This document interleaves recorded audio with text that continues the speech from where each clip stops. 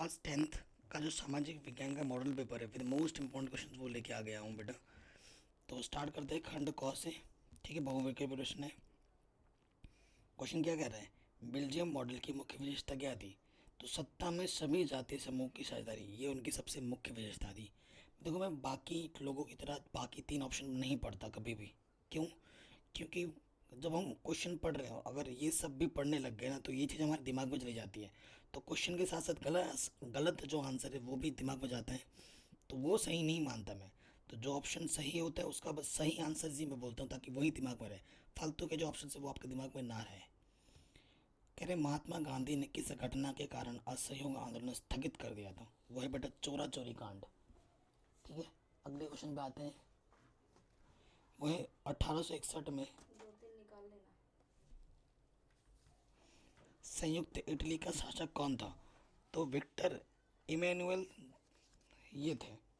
ठीक है, आगे आते हैं नेक्स्ट। हिंद स्वराज नामक पुस्तक की रचना किसने की थी? तो महात्मा गांधी जी ने की थी। जर्मनी का एकीकरण किस युद्ध के बाद पूरा हुआ? तो फ्रांस प्रशा युद्ध के द्वारा हुआ। भाषाओं को भारतीय संविधान की किस अनुसूची में रखा गया है? तो 8वीं अनुसूची में रखा गया है। अब अति लघु उत्तर प्रश्न में आते हैं। गांधी जी द्वारा चलाए गए दो सत्याग्रह का उल्लेख कीजिए। तो एक है बेटा असहयोग आंदोलन और दूसरा है बेटा भारत छोड़ो आंदोलन। लोकतांत्रिक शासन क्यों लोकप्रिय माना जाता है? दो कारण लिखिए। तो बेटा दो कारण क्या है? यह लोगों की आवश्यकताओं का प्रतिनिधित्व करता है। लोकतंत्र शासक या तानाशाह की सनक पर निर्भर नहीं करती। दो कारण तो गए और भी हैं। लोकतंत्र लोगों के लिए है। एक लोकतांत्रिक सरकार सदैव लोगों के प्रति उत्तरदायी होती है। भारत की उत्तरी पूर्व सीमा पर स्थित दो लोकतांत्रिक देशों का नाम लिखिए। तो उत्तर पूर्वी पड़ोसी देश है बेटा म्यांमार और बांग्लादेश। मरियान और जर्मनिया कौन थी? उनको चित्रित करने का उद्देश्य क्या था? तो फ्रांस और जर्मनी के कलाकारों द्वारा स्वतंत्रता, न्याय तथा विचारों को प्रकट करने के लिए नारी स्वरूपक का प्रयोग किया गया। फ्रांस में इसी नारी रूपक को मारियन नाम दिया गया और जर्मनी में जर्मनिया नाम दिया गया था। ठीक है, मारियन इसने जन राष्ट्रीय के विचारों को रेखांकित किया। उसके चिन्ह भी स्वतंत्रता और गणतंत्र के थे, लाल टोपी, तिरंगा और कल की। मारियन की प्रतिमाएं चौकों पर लगाई गई ताकि जनता को एकता के राष्ट्रीय प्रतीक की याद आती रहे और लोगों को मरियान की छवि डाक टिकटों पर भी अंकित की गई। जर्मेनिया जर्मेनिया जर्मन राष्ट्र का रूपक बन गई। चाक्षुष अभिव्यक्तियों में जर्मेनिया बलूत वृक्ष के पत्तों पहनती हैं क्योंकि जर्मन बलूच वीरता का प्रतीक है। वर्तमान लोकतांत्रिक व्यवस्था की तीन चुनौतियों का उल्लेख कीजिए। तो वर्तमान लोकतांत्रिक देशों में भारत एक महान एवं विश्व का सबसे बड़ा लोकतांत्रिक देश है, परंतु इसके समक्ष विभिन्न प्रकार की समस्याएं एवं चुनौतियां पैदा हो गई। इन समस्याओं में संप्रदाय, जातिवाद, क्षेत्रवाद, गरीबी, हिंसा, अपराधीकरण, क्षेत्रीय विभिन्नताएं, अशिक्षा, सामाजिक एवं आर्थिक विषमता, जनसंख्या वृद्धि आदि मुख्य हैं। जब तक इन सभी का निवारण नहीं हो जाता तब तक भारत संपूर्ण विकास नहीं कर सकता और न ही शुद्ध रूप से लोकतंत्र की स्थापना हो सकती है। ये इसके मुख्य कारण थे। अब आते हैं दीर्घ उत्तर प्रश्न में। अंतर्राष्ट्रीय आर्थिक विनिमयों में तीन तरह की गतियों या प्रभावों के उल्लेख कीजिए। अपने उत्तर की पुष्टि हेतु ऊपर के उदाहरण भी दीजिए।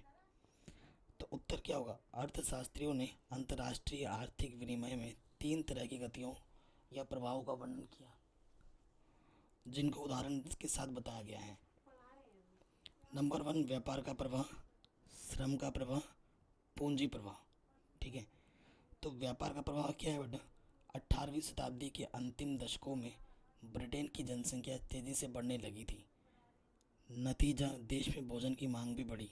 जैसे जैसे शहर फैले और उद्योग बढ़ने लगे, कृषि उत्पादों की मांग भी बढ़ने लगी। कृषि उत्पाद भी महंगे होने लगे। अंग्रेजों ने अपनी कृषि उत्पादों की मांग को पूरा करने के लिए व्यापार प्रवाह के माध्यम से भारत से इंग्लैंड में खाद्यान्नों और कपास का आयात किया।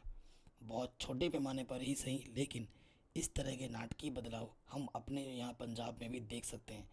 ब्रिटिश सरकार ने अर्ध रेगिस्तानी प्रतिभूमि को उपजाऊ बनाने के लिए नहरों का जाल बिछा दिया ताकि निर्यात के लिए गेहूं और कपास की कृषि की जा सके। श्रम का प्रभाव देख सकते हैं। 19वीं सदी में भारत और चीन के लाखों मजदूर खदानों, बगानों, सड़क व रेल निर्माण परियोजनाओं में कार्य करने लगे। दूर दूर देशों में जाया करते थे। भारतीय अनुबंधित श्रमिकों को विशेष प्रकार के अनुबंध के अंतर्गत ले जाया जाता था। इन अनुबंधों में यह शर्त होती थी कि यदि मजदूर अपने मालिकों के बगानों में 5 साल काम कर लेंगे तो वह स्वदेश लौट सकते हैं। भारत के अधिकतर अनुबंधित श्रमिक पूर्वी उत्तर प्रदेश, बिहार, मध्य भारत और तमिलनाडु के सूखे इलाकों से जाते थे। पूंजी का प्रवाह। विश्व बाजार के लिए खाद्य पदार्थ, फसलें उगाने के लिए पूंजी की आवश्यकता थी। इसके लिए छोटे किसान, महाजनों एवं सूदखोरों से कर्ज लेते थे। इसके लिए ये लोग या तो अपनी पूंजी लगाते थे या यूरोपीय बैंकों से कर्जा लेते थे। उनके पास दूर दूर तक पहुंचाने की एक व्यवस्थित पद्धति होती थी। यहाँ तक कि उन्होंने व्यावसायिक संगठनों और क्रियाकलापों के देशी स्वरूप भी विकसित कर लिए थे। सत्ता की साझेदारी का क्या अर्थ है, यह क्यों आवश्यक है, किन्हीं 2 कारणों का उल्लेख कीजिए। सत्ता की साझेदारी। सत्ता की साझेदारी ऐसी शासन व्यवस्था होती है जिसमें समाज के प्रत्येक समूह और समुदाय की भागीदारी होती है। सत्ता की साझेदारी ही लोकतंत्र का मूल मंत्र है। लोकतांत्रिक सरकार में प्रत्येक नागरिक की हिस्सेदारी होती है जो भागीदारी के द्वारा संभव हो पाती है। लोकतांत्रिक शासन व्यवस्था में नागरिकों के पास इस बात का अधिकार रहता है कि शासन के तरीकों के बारे में उनसे सलाह ली जाए। सत्ता की साझेदारी के 2 कारण होते हैं, एक समझदारी बड़ा कारण और दूसरा नैतिक कारण। सत्ता की साझेदारी का समझदारी बड़ा कारण है समाज में टकराव और बहुसंख्यक के आतंक को रोकना। सत्ता की साझेदारी का नैतिक कारण है लोकतंत्र की आत्मा को अक्षुण्ण बना कर रखना। सत्ता की साझेदारी क्यों आवश्यक है, टकराव को रोकने के लिए। सत्ता की साझेदारी जरूरी इसलिए है क्योंकि इसके सामाजिक समूहों के बीच टकराव का अंदेशा कम हो जाता है। चूँकि सामाजिक टकराव आगे बढ़कर अक्सर हिंसा और राजनीतिक अस्थिरता का रूप ले लेता है, इसीलिए सत्ता साझेदारी राजनीतिक व्यवस्था के स्थायित्व के लिए अच्छा है। बहुसंख्यक समुदाय की इच्छा को बाकी सभी पर थोपना तात्कालिक तौर पर लाभकारी लग सकता है, पर आगे चलकर यह देश की अखंडता के लिए घातक हो सकता है।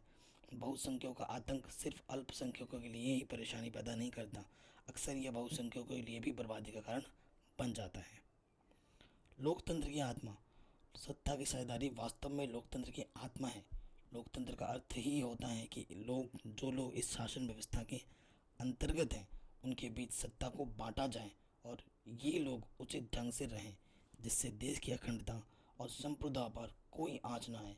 इसीलिए वैध सरकार वही है जिसमें अपनी भागीदारी के माध्यम से सभी समूह शासन व्यवस्था किसी न किसी माध्यम से जुड़े रहते हैं। लोगों की आवाज़ ही लोकतांत्रिक सरकार की नींव बनाती है। इसीलिए यह कहा जाता सकता है कि लोकतंत्र की आत्मा का सम्मान रखने के लिए सत्ता की साझेदारी ज़रूरी है। अब आते हैं खंड क पे, ठीक है। और मानचित्र वाले प्रश्न मैंने सारे करा रखे हैं और एक स्पेशल वीडियो भी बना रखा है जो बाकी आप देख सकते हैं। निम्नलिखित में से किस प्रांत में सीढ़ीदार खेती की जाती है, तो उत्तराखंड जहाँ से मैं हूँ वहाँ पर की जाती है। उत्तर प्रदेश में नहीं होती है, ठीक है, हरियाणा में भी नहीं होती, पंजाब में भी नहीं होती। सीढ़ीदार खेती वहाँ होती है जहाँ पहाड़ होते हैं। निम्न में से कौन सी रबी की फसल है, तो चना जो है बेटा वो रबी की फसल है। झारखंड में स्थित कोडरमा निम्न में से खनिज का अग्रणी उत्पादक है, अम्बरक का। इनमें से किस राज्य में काली मृदा मुख्य रूप से पाई जाती है, तो गुजरात में काली मृदा पाई जाती है। मानव विकास सूचकांक HDI में भारत का स्थान कितना है, 130। भारत आय की दृष्टि से कैसा राष्ट्र है, कोई नहीं, इनमें से कोई नहीं, एक भी नहीं, ठीक है। अब अति लघु उत्तरीय जैव और अजैव संसाधन का कोई 2 अंतर लिखिए। तो जैव संसाधन क्या होता है, इन संसाधनों की प्राप्ति जीव मंडल से होती है और इनमें जीवन व्याप्त होता है, उदाहरण मनुष्य, वनस्पति जात, मत्स्य जीवन, पशुधन। अजैव संसाधन क्या होते हैं, वे सारे संसाधन जो निर्जीव वस्तुओं से बने हैं। ये 2 प्रकार के होते हैं, समाप्य और असमाप्य, जैसे चट्टाने, धातुएं। सकल घरेलू उत्पाद क्या है, सकल घरेलू उत्पाद किसी देश में उत्पादित होने वाली कुल आय में से निर्यात से होने वाली आय को घटाने के बाद बचने वाली राशि को हम सकल घरेलू उत्पाद कहते हैं। ठीक है, मस्त क्वेश्चन है। प्रच्छन्न बेरोजगारी का कोई अन्य नाम लिखें। तो प्रच्छन्न बेरोजगारी को हम छुपी हुई बेरोजगारी के नाम से भी जानते हैं। यह वह स्थिति है जब एक श्रमिक काम तो कर रहा होता है लेकिन उसकी क्षमता का पूरा उपयोग नहीं हो पाता। आग्नेय या कायांतरित चट्टानों में खनिजों का क्या है वो उसके बारे में बताना है। तो जिन चट्टानों का धरती पर सबसे पहले निर्माण हुआ उन्हें आग्नेय चट्टानें कहते हैं। इन चट्टानों का जब किसी दबाव या गर्मी के कारण रूप बदल जाता है तो उन चट्टानों को कायांतरित चट्टानें कहते हैं। ठीक है, आग्नेय और कायांतरित चट्टानों की दरारों, जोड़ों, छिद्रों आदि में खनिज मिलते हैं जो छोटे जमाव को शिराएं कहा जाता है जबकि बड़े जमाव परतों के रूप में पाए जाते हैं। इन निर्माण में भी प्राय उस समय होता है जब वे तरल या गैसीय अवस्था में दरारों के सहारे पृष्ठभूमि की ओर धकेले जाते हैं। ऊपर पहुंचकर वे धरती की सतह पर ठंडे होकर जम जाते हैं।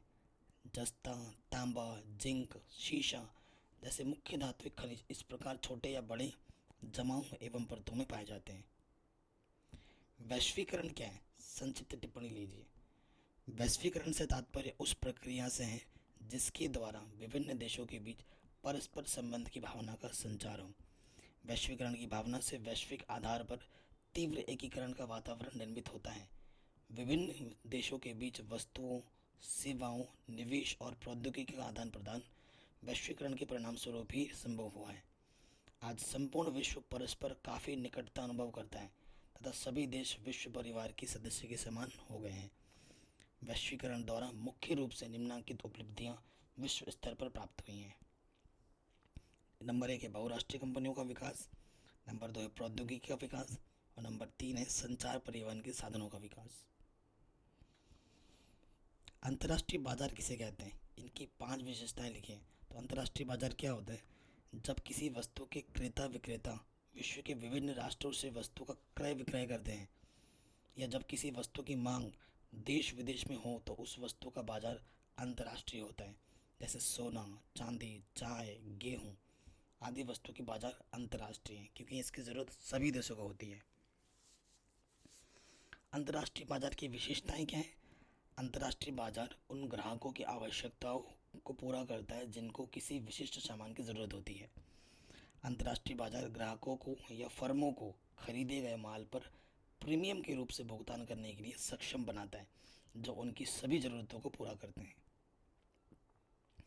अंतर्राष्ट्रीय बाजार अपनी विशिष्ट विशेषताओं के माध्यम से सभी व्यापारियों को कुछ लाभ प्राप्त करने में सहायक होते हैं।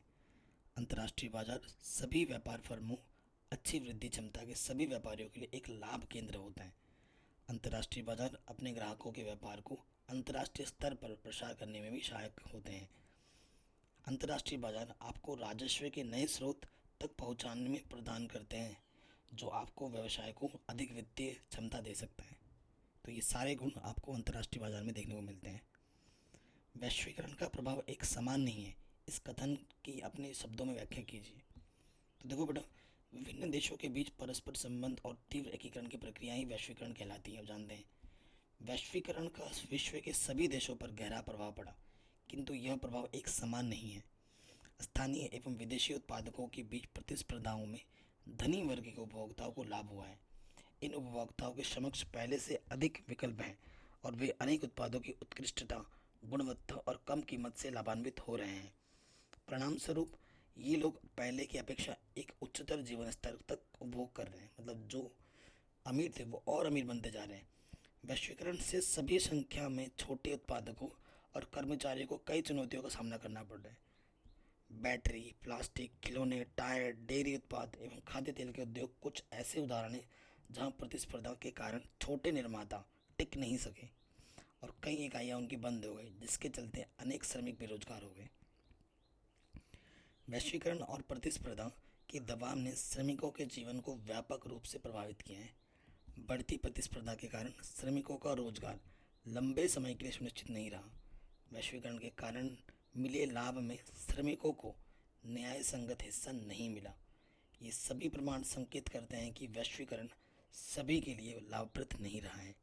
शिक्षित, कुशल और संपन्न लोगों ने वैश्वीकरण से मिले नए अवसरों का सर्वोत्तम उपयोग किया है और दूसरी ओर अनेक लोगों को लाभ में हिस्सा नहीं मिला। तो ये थे वैश्वीकरण के प्रभाव। आगे बात करते हैं। तो बेटा ये जो क्वेश्चंस हमने किए हैं आपके लिए मॉडल पेपर बहुत इंपॉर्टेंट है, आपको पसंद आया होगा। ऐसे ही मैंने बहुत सारे करा रखे हैं, लिंक्स मिल जाएंगे डिस्क्रिप्शन पे।